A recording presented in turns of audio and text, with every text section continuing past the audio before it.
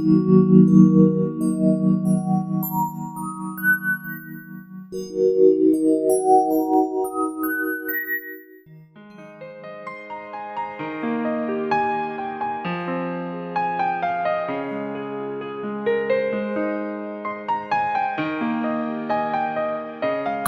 भाइयों बहनों, नमस्कार।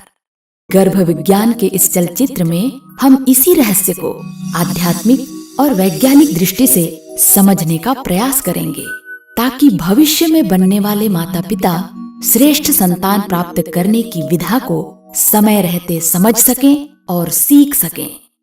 बंधुओं, संतान का निर्माण वस्तुतः उसके पैदा होने के बाद नहीं, गर्भकाल से ही आरंभ हो जाता है और जन्म लेने तक लगभग 80% पूरा हो जाता है। यह प्रक्रिया हमें दिखाई नहीं देती, पर अदृश्य रूप से चलती रहती है। वॉइस रिकॉर्डर आवाज को जैसे अंकित कर लेता है, उसी तरह गर्भवती के मन में उठने वाले अच्छे बुरे सभी विचार एवं भावनाएं शिशु अपने अवचेतन मस्तिष्क में समेट लेता है।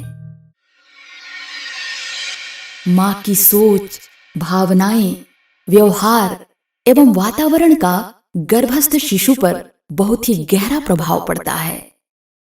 हमारे भारतीय संस्कृति में मनुष्य को सही मायने में मनुष्य बनाने और उत्तरोत्तर महामानव देवमानव बनाने की प्रक्रिया संस्कार परंपरा के रूप में रही है। इस विशिष्ट पद्धति की खोज करने वाले अध्यात्म जगत के महान वैज्ञानिक हमारे ऋषि हुए हैं। यज्ञ के माध्यम से संपन्न होने वाले ये 16 संस्कार जन्म के पहले से लेकर मृत्यु के बाद तक आत्मा के परिशोधन का सशक्त माध्यम रहा है। जन्म के पहले गर्भ संस्कार के रूप में प्रथम 3 संस्कार अर्थात गर्भाधान, पुंसवन एवं सीमंतोन्नयन संस्कार संपन्न किए जाते थे। गर्भाधान संस्कार का उद्देश्य ये था कि पति पत्नी दोनों ही ये सुनिश्चित करें कि वे शारीरिक दृष्टि से स्वस्थ, मानसिक दृष्टि से परिपक्व एवं आर्थिक दृष्टि से समर्थ हो चुके हैं और अब परिवार व समाज की अनुमति लेकर माता पिता बनने की बड़ी जिम्मेदारी शास्त्रोक्त विधि से स्वीकार करते हैं। गर्भधारण के 3 माह बाद पुंसवन संस्कार का विधान है, जिसके बारे में आगे विस्तार पूर्वक समझेंगे। 7वें माह में तीसरा संस्कार सीमंतोन्नयन कराया जाता था, जिसमें गर्भ शुद्धि और आदर्श दिनचर्या को दृढ़ता पूर्वक पालन करने का संकल्प भावी माता पिता और घर के परिजनों द्वारा यज्ञ के समक्ष लिया जाता था।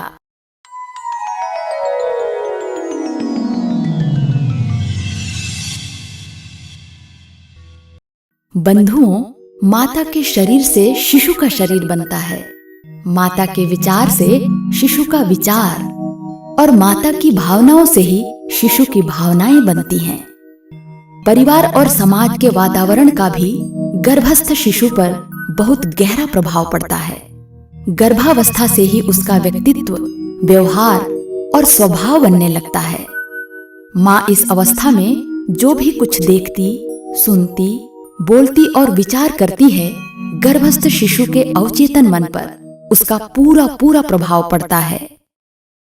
अल्ट्रासाउंड, हार्मोनल स्टडीज आदि आधुनिक विज्ञान की जांच पद्धति द्वारा इन तथ्यों की पुष्टि भी हो चुकी है। शिशु के मस्तिष्क का 80% विकास गर्भ में ही हो जाता है।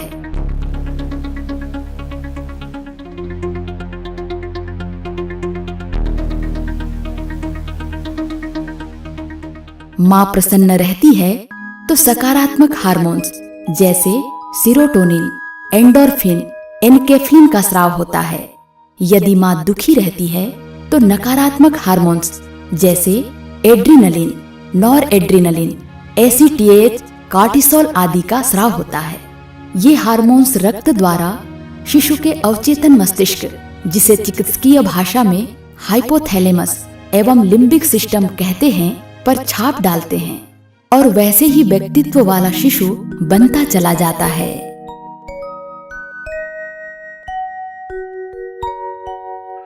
माँ के गर्भ में भ्रूण का विकास किस प्रकार होता है एवं वातावरण का प्रभाव किस प्रकार पड़ता है, आइए समझें। देखिए, ये प्रथम माह का भ्रूण है।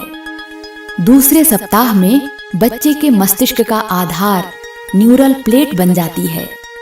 तीसरे सप्ताह में न्यूरोएक्टोडर्म बन जाता है और चौथे सप्ताह में सभी संस्थानों की नींव बन जाती है। न्यूरल ट्यूब बन जाता है और इसी न्यूरल ट्यूब से ब्रेन और स्पाइनल कॉर्ड बनता है। तीसरे माह में शरीर के अंग बनने लगते हैं। सभी इंद्रियां जागृत होने लगती हैं। चौथे माह में स्वादेंद्रिय क्रियाशील हो जाती है।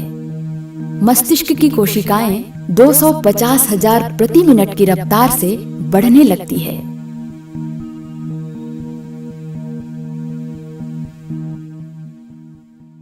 गर्भस्थ शिशु आवाज, महक, स्वाद आदि को पहचानने लगता है और आवाज के प्रति प्रतिक्रिया भी दर्शाता है।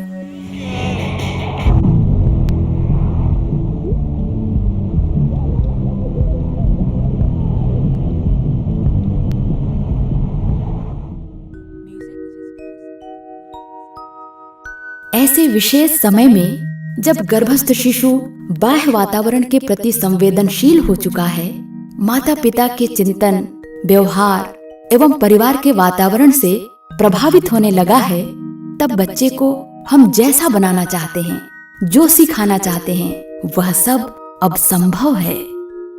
ऐसे महत्वपूर्ण समय का सदुपयोग करने एवं श्रेष्ठ संतति निर्माण हेतु हमारे ऋषियों ने एक शिक्षण की व्यवस्था बनाई, जिसे हम पुंसवन संस्कार के नाम से जानते हैं। आजकल इसे गर्भ संस्कार के नाम से भी जानने लगे हैं। यह संस्कार यज्ञीय वातावरण में संपन्न होता है, जिसमें माँ के आहार, विहार, चिंतन एवं व्यवहार को श्रेष्ठ, पवित्र बनाकर रखने और घर के वातावरण को भी दिव्य बनाकर रखने का संकल्प कराया जाता है। साथ ही यज्ञीय ऊर्जा एवं वेद मंत्रों के माध्यम से जीवात्मा के पूर्व जन्मों के कुसंस्कारों का परिशोधन और श्रेष्ठ संस्कारों का बीजारोपण किया जाता है। अब आइए आगे देखें। 5वें माह में सभी इंद्रियों के केंद्र बन जाते हैं और विभिन्न आवाजों, भाषाओं एवं तीव्र आवाज पर शिशु प्रतिक्रिया भी व्यक्त करता है। डॉक्टर इवास के शोध के अनुसार इस समय माँ जो संगीत सुनती है, उसे गर्भस्थ शिशु जन्म के बाद भी पहचान कर प्रतिक्रिया व्यक्त करता है।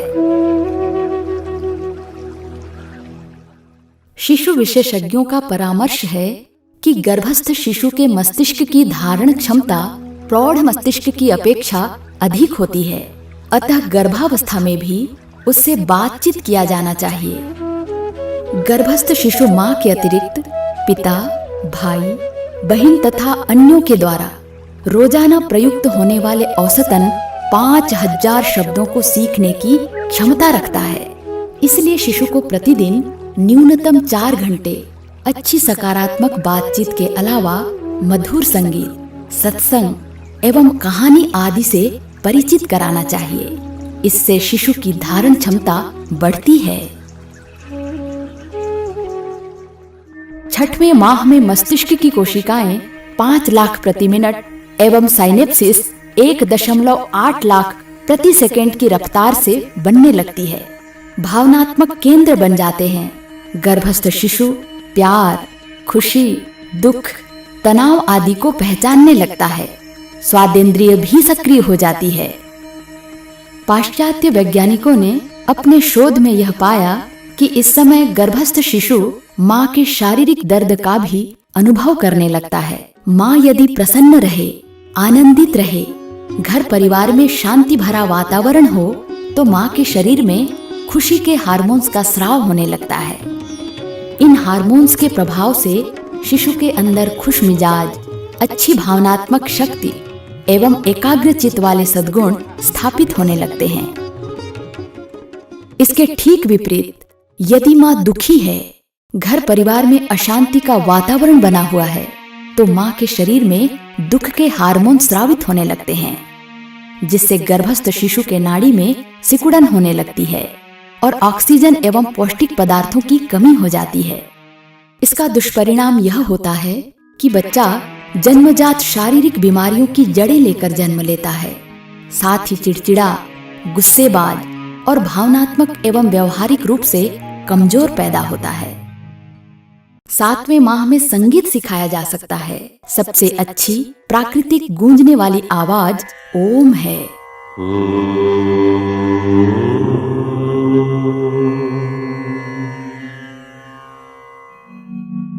9वें माह में उसमें कई भाषाओं को सीखने की क्षमता आ जाती है और सारी सूचनाओं को एकत्रित कर वह जन्म लेता है।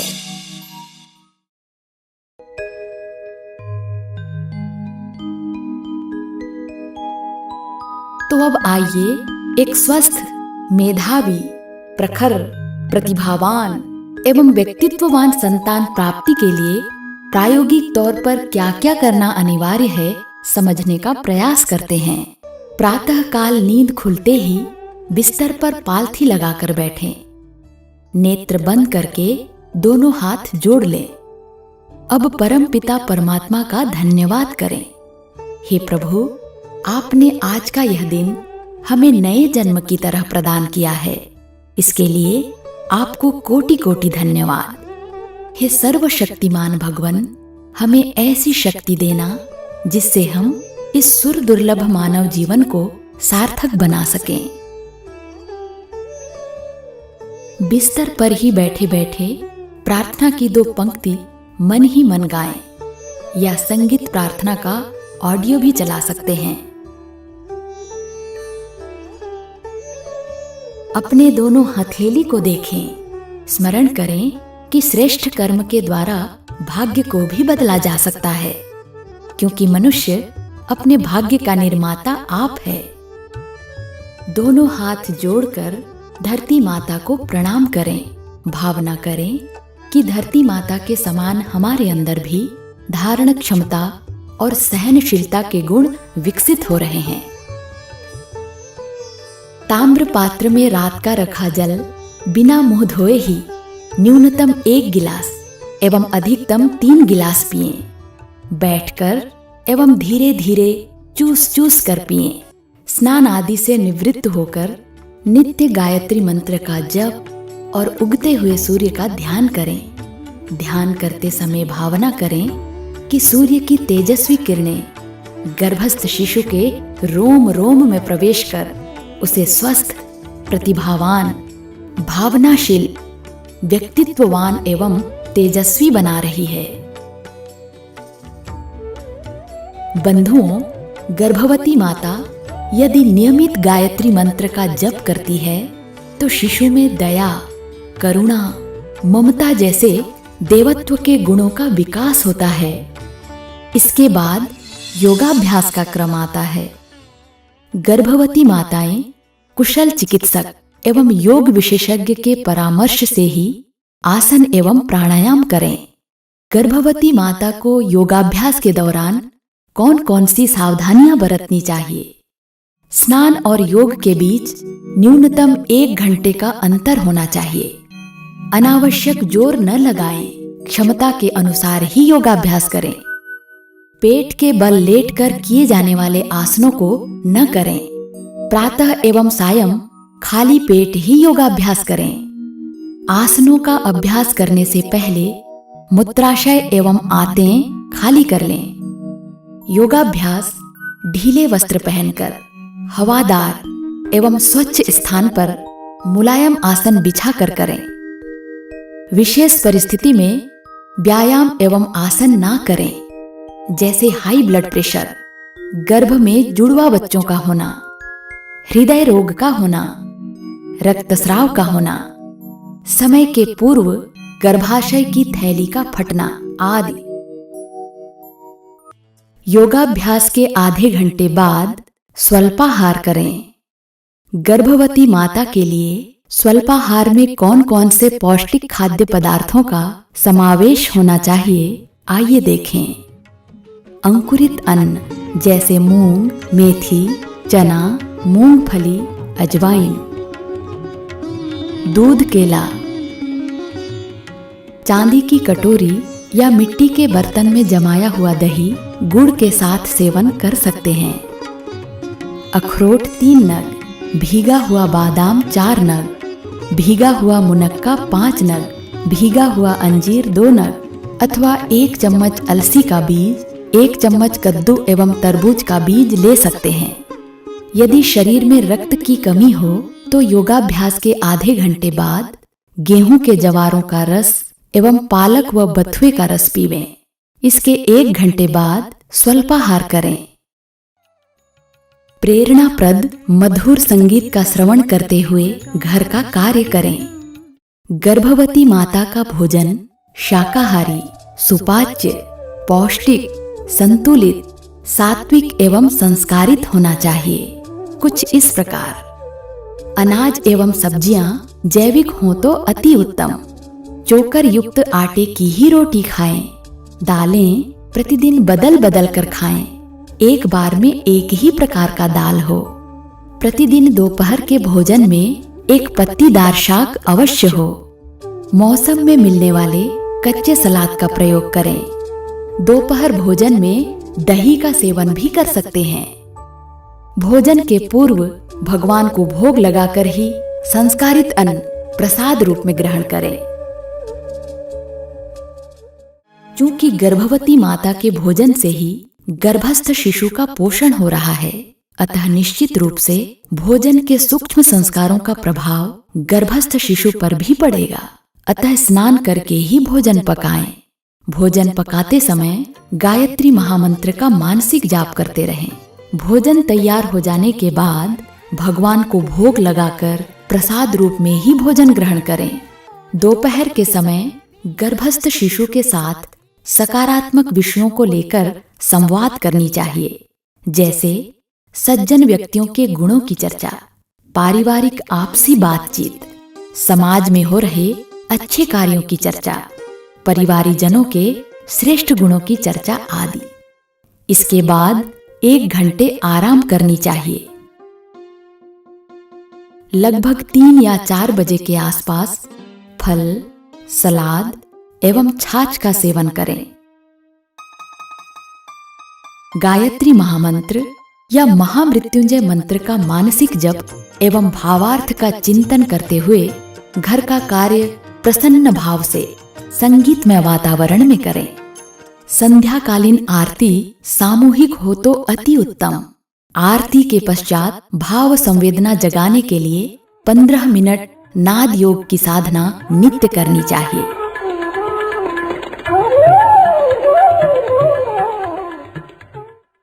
रात्रिकालीन भोजन जल्द ही करें, जिसमें दलिया, खिचड़ी, रेशेदार सब्जी आदि हल्का सुपाच्य आहार रहे। इसके अतिरिक्त कभी कभी गुड़ या मिश्री डालकर बनाया गया खीर का सेवन भी कर सकते हैं।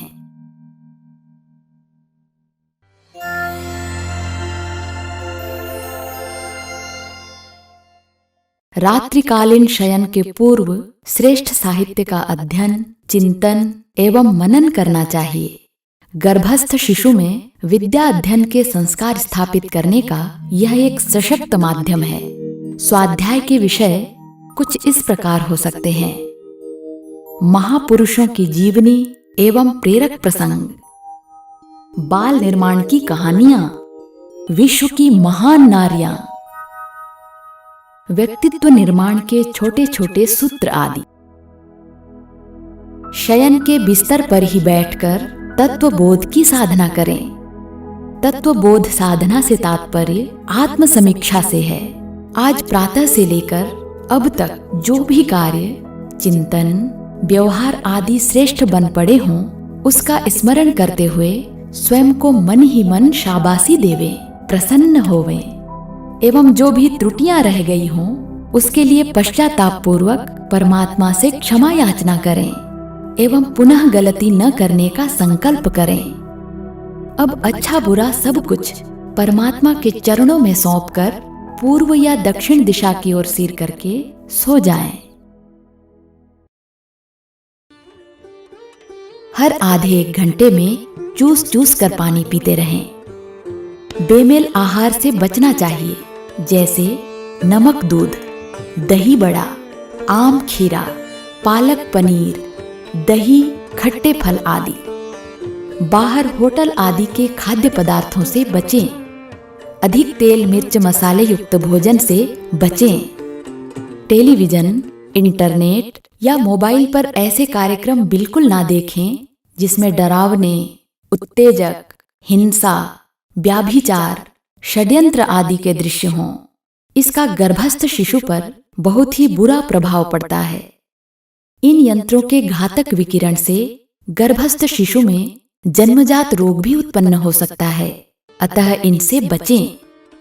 शयन कक्ष को सुंदर, प्राकृतिक एवं प्रेरक चित्रों द्वारा सजाना चाहिए। गर्भावस्था के दौरान ब्रह्मचर्य का पालन करना शिशु एवं माता दोनों के शारीरिक और मानसिक दोनों ही दृष्टि से अति आवश्यक है। विद्वानों का मत है कि माता पिता द्वारा गर्भावस्था से लेकर प्रारंभिक 5 वर्ष तक की आयु में डाले गए संस्कार शिशु के हृदय एवं मन मस्तिष्क में जड़ जमा लेते हैं। ये संस्कार अचेतन मन से कभी नहीं हटते, जीवन पर्यंत बने रहते हैं। अतः अभिभावक गण भावी पीढ़ी के नव निर्माण हेतु इस साहित्य का अध्ययन करें, मार्गदर्शन प्राप्त करें।